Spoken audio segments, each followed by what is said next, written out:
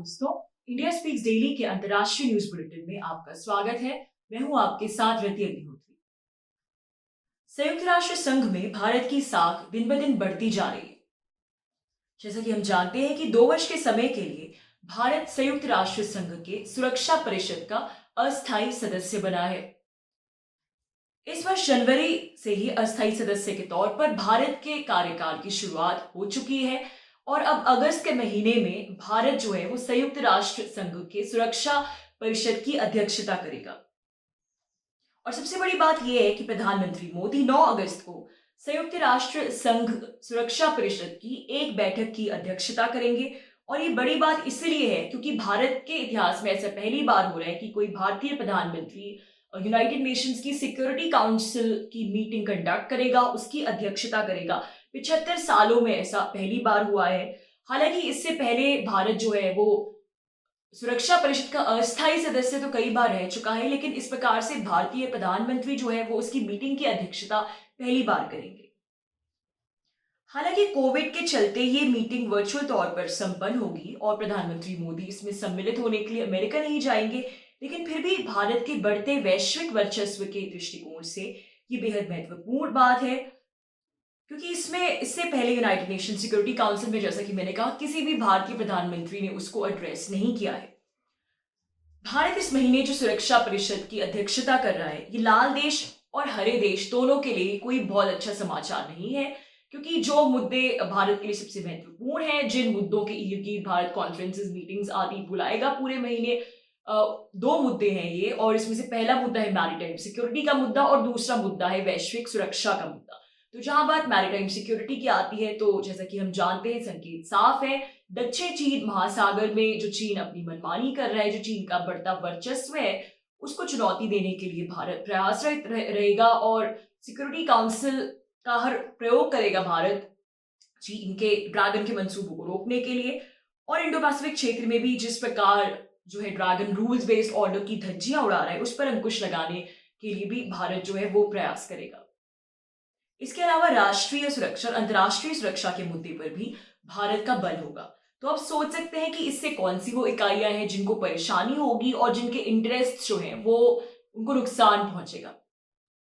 भारत सरकार की नीति को अगर हम वृहद परिप्रेक्ष्य में देखें तो पाएंगे कि मोदी सरकार ने विदेश नीति यानी फॉरेन पॉलिसी को हमेशा ही अपने एजेंडे में बहुत महत्व दिया है।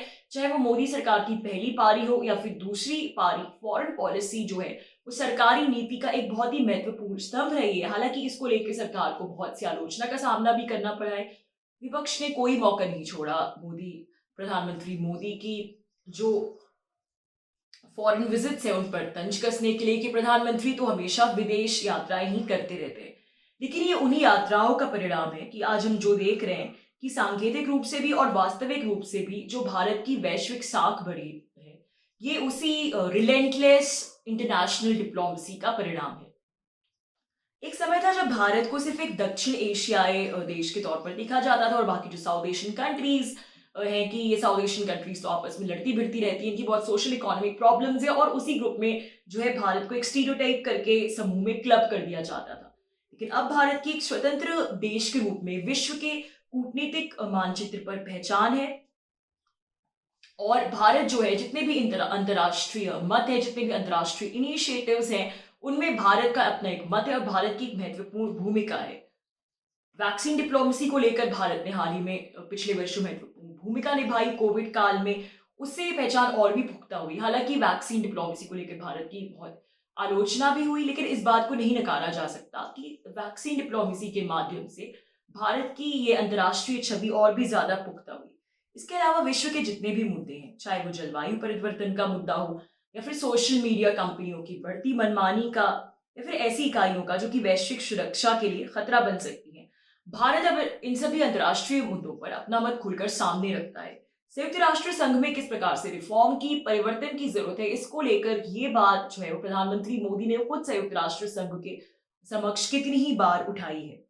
सुरक्षा परिषद का स्थायी सदस्य बनने के लिए भारत जो प्रयासरत है, वो जब कभी भी संभव होगा, उसकी सफलता की वजह भी मोदी सरकार की अंतर्राष्ट्रीय रिलेंटलेस, जिसे कह सकते हैं, लगातार जो कर रहे हैं अंतर्राष्ट्रीय डिप्लोमेसी ही होगी।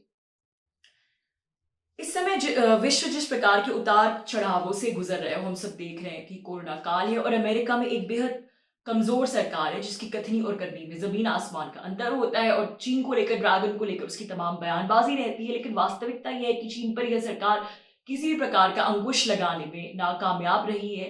और अमेरिका की लगातार जो विदेश नीति है, जो ढुलमुल विदेश नीति है, वो इतनी कमजोर विदेश नीति के चलते विश्व में जिस प्रकार का माहौल बन गया है, पूरी वैश्विक सुरक्षा को खतरा हो गया, वो भी हम सब देख ही रहे हैं। अफगानिस्तान में इस समय जो हालात है, वो भी अमेरिका की ढुलमुल विदेश नीति की वजह से ही है, जिससे पूरे भारत सहित पूरे दक्षिण एशिया के लिए एक खतरा उत्पन्न हो गया है।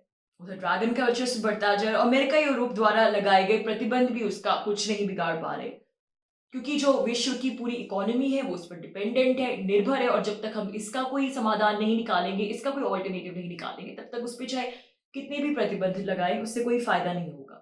अब ऐसे माहौल में बेहद जरूरी है कि भारत जैसे देश की भूमिका संयुक्त राष्ट्र संघ जैसे अंतर्राष्ट्रीय संस्थानों में और भी मजबूत हो, जिससे कम से कम अपने हितों के बारे में वैश्विक मंच पर फैसला लेने का अधिकार तो भारत के पास हो। और ये एक बहुत अच्छी पहल है जो भारत संयुक्त राष्ट्र संघ के सुरक्षा परिषद को प्रधानमंत्री मोदी एड्रेस करेंगे इस महीने, क्योंकि हमें ये बात नहीं भूलना चाहिए कि संयुक्त राष्ट्र संघ का सिक्योरिटी काउंसिल ही उसका एकमात्र ऐसा ऑर्गेनाइजेशन है जिसको विंग कह सकते हैं, जिसके पास बहुत सारी रियलिस्टिक पावर्स है, रेजोल्यूशंस पारित करता है, देशों पे प्रतिबंध लगा सकता है, सैंक्शंस लगा सकता है, और इसके अलावा मिलिट्री तक का प्रयोग कर सकता है। संयुक्त राष्ट्र संघ का सुरक्षा परिषद बेहद पावरफुल ऑर्गेनाइजेशन, और भारत को इसका स्थायी सदस्य बनने के लिए पूरी लगातार बिल्कुल लॉबिंग करती रहनी चाहिए। और ये जो भारत सक्रिय भूमिका निभा रहा है अब संयुक्त राष्ट्र संघ में, ये बहुत अच्छी शुरुआत है भारत के लिए। दोस्तों, आज के लिए बस इतना ही। बहुत जल्द आपसे फिर मुलाकात होगी कुछ नई खबरों के साथ। तब तक के लिए अनुमति दीजिए। नमस्कार।